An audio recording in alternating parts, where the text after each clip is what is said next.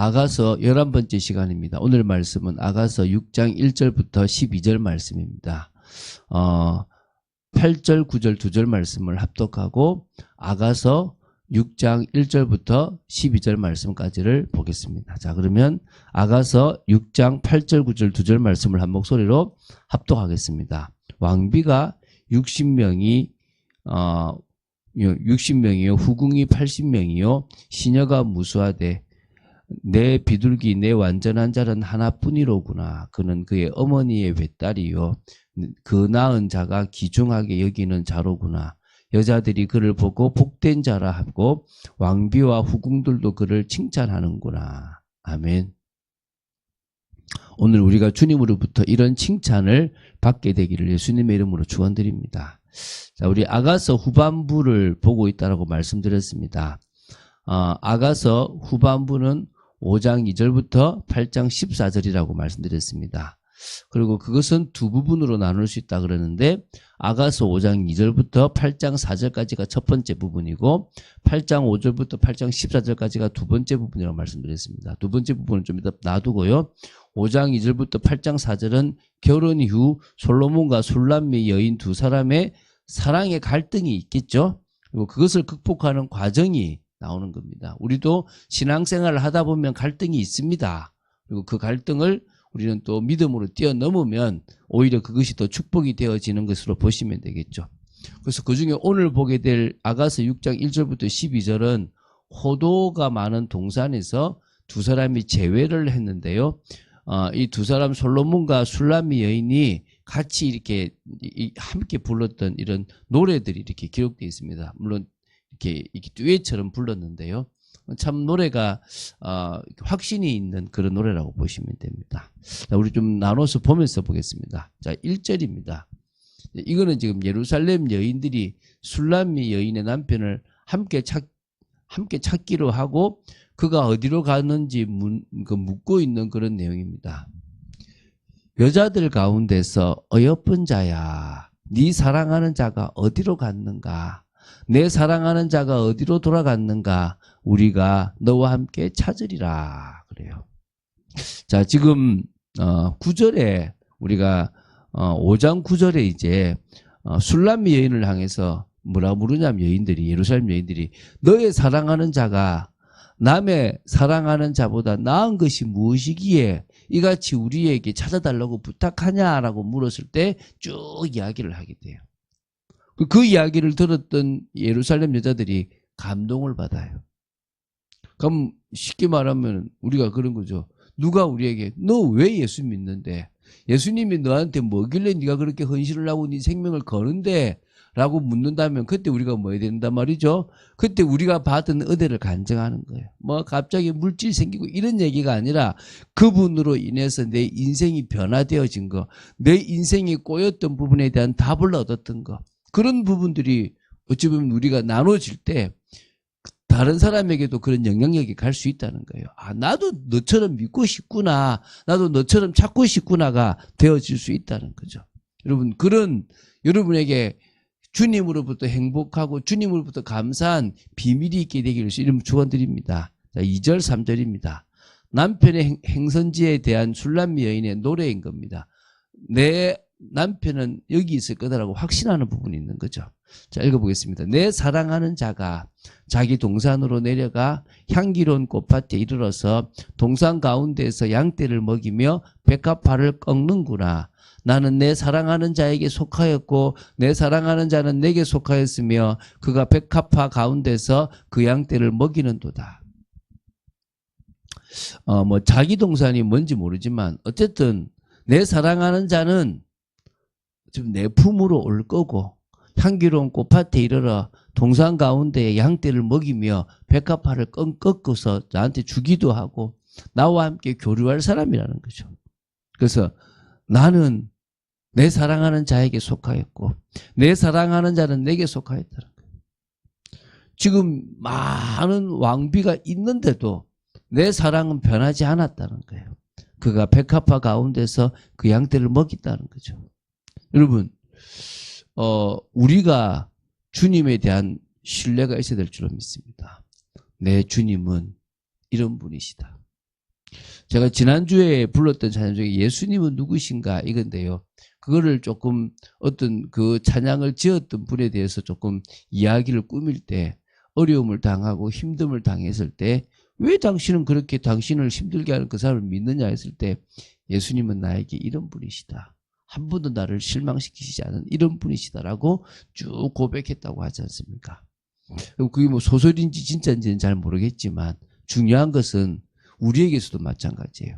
지금 내가 경제적으로 어려움을 당하고 육신적으로 어려움을 당할 수 있지만 내 사랑하는 그분, 나를 사랑하시는 그분은 언제나 나와 함께 하실 수 있는 분이다. 그게 오늘 찬송이에요. 내 사모하는 목자는 내가 가는 그곳에 같이 가주실 수 있는 분이냐? 당연하죠. 내가 어디를 가든지 나와 함께 하실 수 있는 분이라는 거예요. 내가 그에게 속했고 그가 나에게 속했다는 거예요. 오늘 그런 확신 있게 되길 바랍니다. 4절부터 9절입니다. 자기를 찾아온 아내를 발견한 솔로몬의 노래. 이제 솔로몬의 노래입니다. 내 사랑아 너는 디르사 같이 어여쁘고 예루살렘 같이 곱고 깃발을 세운 군대 같이 당당하구나 이렇게 나옵니다. 이 디르사라고 하는 게 뭐냐면 여로보암이 남유다 왕국의 예루살렘을 의식하여 화려하게 지은 그 도성인데요. 근데 사실 거기가 이게 뭡니까?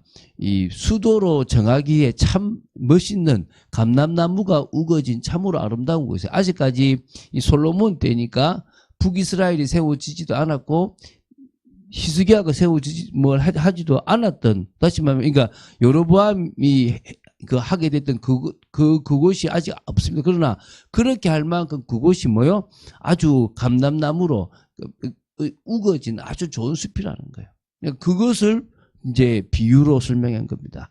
예루살렘은 뭐 설명이 필요 없지 않습니까? 이 왕궁과 성전이 있어서 하나님의 나라 이스라엘의 심장부잖아요. 그런 너가 예루살렘 같이 곱다라는 거예요. 그러면서 이제 깃발을 세운 군대 같다라고 할 만큼 힘이 있고 능력이 있다 이 말입니다. 그러니까 어떤 의미에서는 정말 자기 아내에 대한 이 사랑이 표현되는 거죠. 그러면서 이제 5절부터 줄 나옵니다. 내 눈이 나를 놀라게 하니 돌이켜 나를 보지 말라. 내 머리털은 길르앗산 질석에 누운 염소떼 같고 내 이는 목욕하고 나오는 암양떼 같으니 쌍떼를 가졌으며 새끼 없는 것은 하나도 없구나. 너울 속에 내 뺨은 석류 한쪽 같구나. 우리 이거 앞에서 이거 했죠. 그러니까 이 비슷한 말씀을 나왔죠. 그죠? 동일하게 늘 주님은 우리를 사랑하십니다. 우리의 과거의 허물과 죄를 주님은 기억하지도 않고 우리의 좋은 부분, 우리에게 있어서 정말 믿음 있는 부분을 칭찬하시고 좋아하시는 부분이십니다. 오늘 이 솔로몬의 이 사랑 고백이 예수님이 우리를 향한 사랑 고백이라고 생각하시면 돼요. 이제 8절 9절입니다.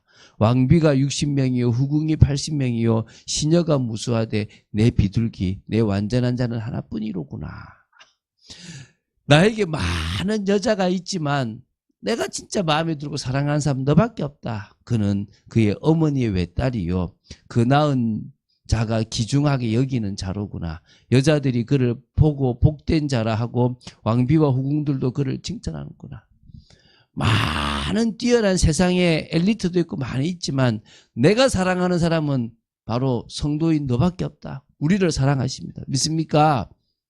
그리고 오히려 그렇게 뛰어나다고 하는 사람들이 우리를 부러워할 거라는 거예요. 칭찬할 거라는 겁니다. 이제 10절입니다.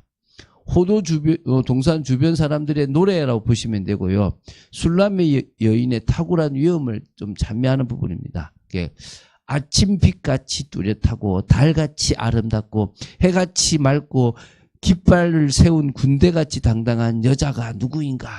뭐 요즘은 여러분 뮤지컬 할 때 막 많은 사람들이 노래 부르잖아요. 이게 왕비 후궁 시녀들이 불렀다라고 하는 학자도 있고 예루살렘 여자들이 불렀다고 추정하는 경우도 있고요.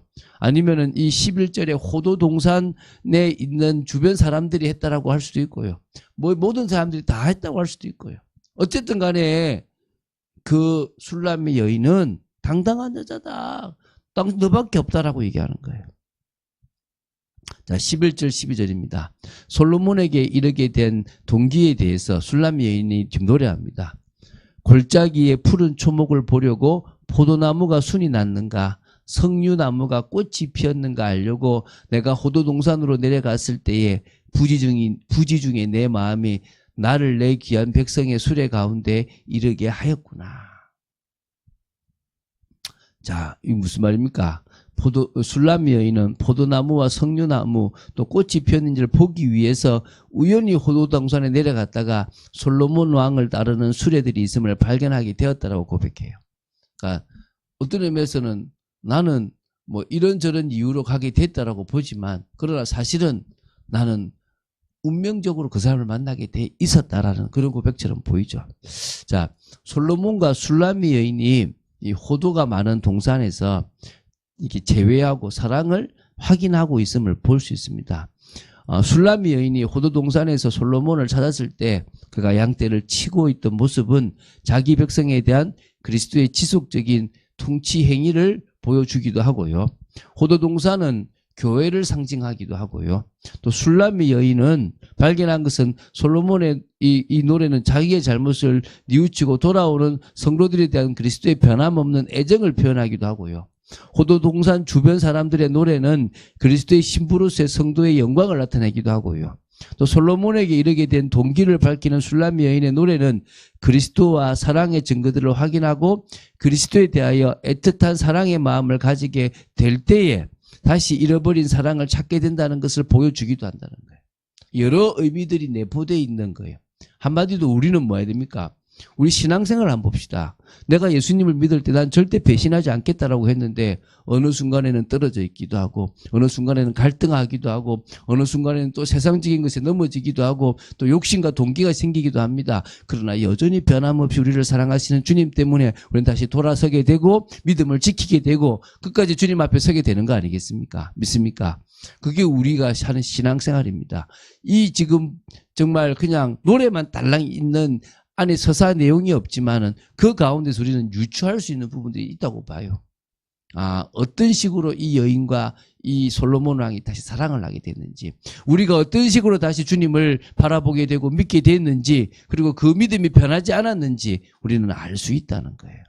오늘 우리가 이런 부분에서 바울이 일평생 자기에게 맡겨진 사명을 향해서 달려갔던 것처럼 우리가 그렇게 달려가야 될 줄로 믿습니다. 그리고 정말 해결하는데 어려운 문제가 있고 힘들 때 내게 능력 주시는 자에서 내가 모든 것을 할 수 있다. 나는 주님과 살아가는 동안에 자족의 비밀이 있다라고 고백하는 믿음의 사람이 되어야 될 줄로 믿습니다. 그런 축복을 누린 여러분 되시기를 주 예수 그리스도 축원드립니다. 주는 그리스도시요 살아계신 하나님의 아들이심을 고백합니다. 아가서를 봐 나갑니다. 되게 이렇게 좀 이렇게 아주 상세한 설명이 없지만 애틋한 사랑을 느낄 수가 있고 또 여러 가지 부분에서 그 사랑과 그 마음을 알 수 있음을 봅니다. 우리의 신앙생활, 각자의 신앙생활이 다 다르지만 그 속에서 주님께서 각자에게 역사하시고 인도하시고 주관하신 모든 것들을